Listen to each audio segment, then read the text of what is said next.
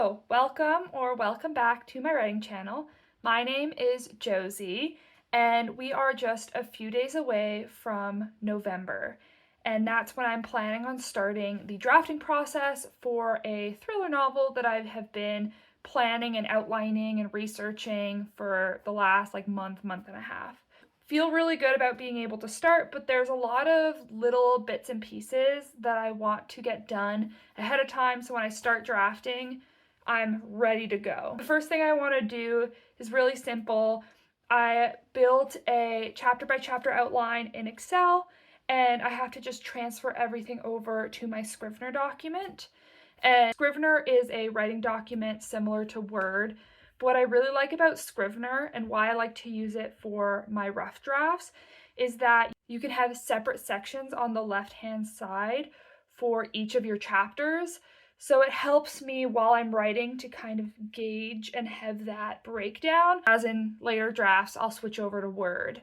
So for now, I'm going to build it out, make these little sections, copy paste what needs to go into every chapter, and that way I can hit the ground running starting November 1st.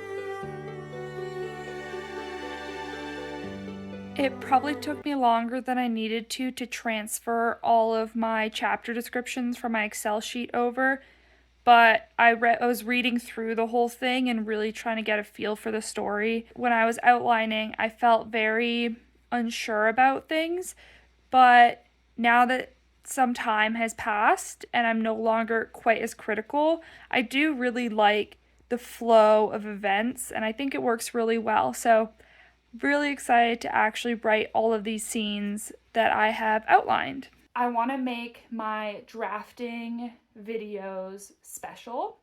So there's 3 things on the docket that I want to make tonight to make that happen.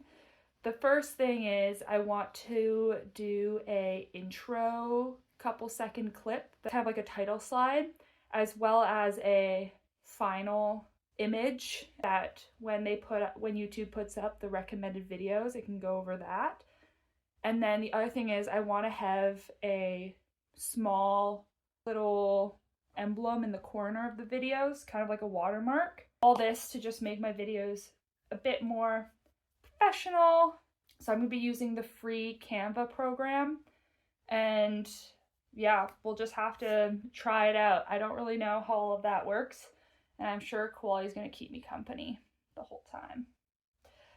I've just finished my intro clip, my end screen card, I think is what they call it, that final screen, the thank you and whatever.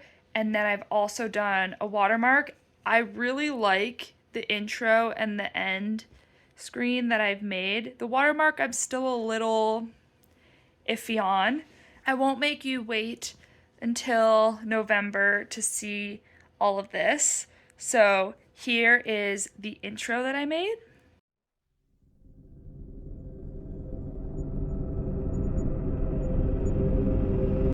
And then here is the end card.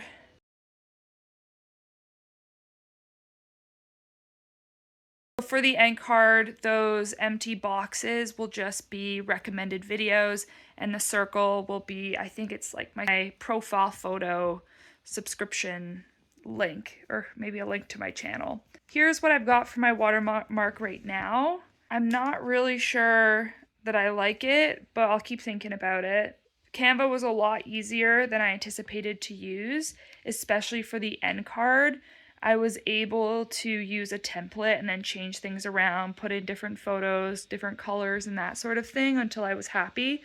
So even though I probably took an hour and a half to do all of it, it really wasn't that much work. I think I was just nitpicking the smallest little details, the fonts, the colors, everything, making sure things stood out from the background. And I'm feeling really happy about it. I'm honestly so excited to start using them. I hope you enjoy it when it pops up. this is me slowly venturing into my video editor era. I've worked up 2 more watermark ideas in Canva the last few days. I don't know why I'm having so much trouble coming up with something that I like, because honestly, it's not even that big of a deal. It's like a small little emblem in like the corner of the screen. When I was doing my intro and kind of exit clips for my videos, that was a lot easier for me because I kind of themed them around the novel that I'm about to start writing. So it's this more wintry mountain vibe atmosphere going on, whereas this watermark is more symbolic, I guess, of this writing channel and what I'm trying to do with it. So I'll pop up on the screen the other 2 that I made. The one with the books, I did take pretty heavily from a free template that they had on Canva, so I can't take full credit for it, and I kind of hate that that's the one I like the most, is the one that took me the least amount of effort and creativity to do, because it was just made for me. And then also here is the 3rd one, in case you forgot what it looked like. And if you have any opinions on which one you think is best, please let me know in the comments. A part of me is tired of making decisions and is just thinking about not using any of them for now until I feel really good about something, because at the end of the day, it's like not make it or break it. But yeah, just wanted to give you that update. What was great about the NaNoWriMo website is how it tracks your words. So it had this really cool graph where you could see, as you plugged in how many words you wrote a day, if you're above, below, the target, all that kind of stuff. But with all the controversy that's been going on recently, I'm planning on not using the website. I am sitting down to do one of my favorite things to do in preparation for my November writing challenge. And instead, I'm only going to be using my journals to track. And I've been using my journals to track my progress every NaNoWriMo that I've done it. And so this year, obviously, we're not calling it NaNoWriMo anymore, but I'm still going to use the same format in the sense of my diagrams. So I pulled out 2 of my more colorful ones that I've done in previous years. So in 2022, it looked like this. It's just a 2-page spread.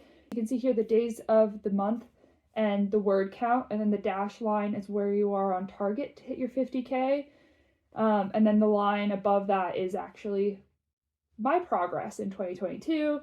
And then I also kept track of every day how much I wrote. And then I finished on the 25th, so I finished early that year. And then on this side, I have writing sprints.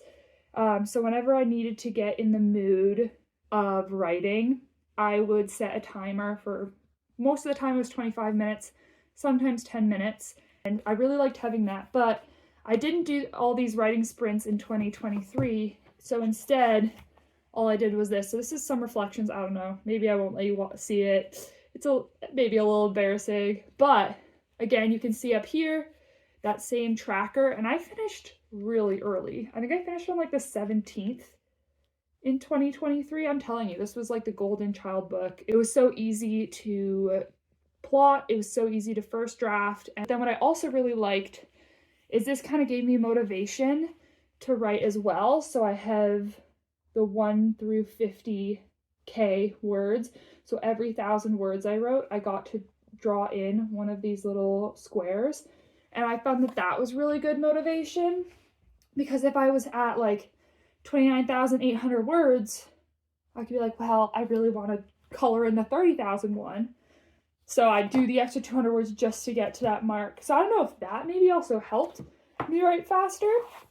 So I think for this year, I'm definitely going to do this diagram. I might also do the writing sprints, have a section for that.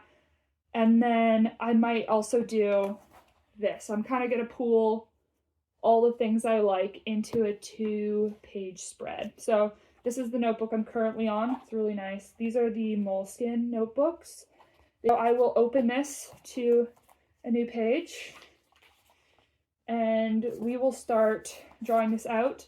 I'm not the most artistic, but I do enjoy this kind of stuff just for myself.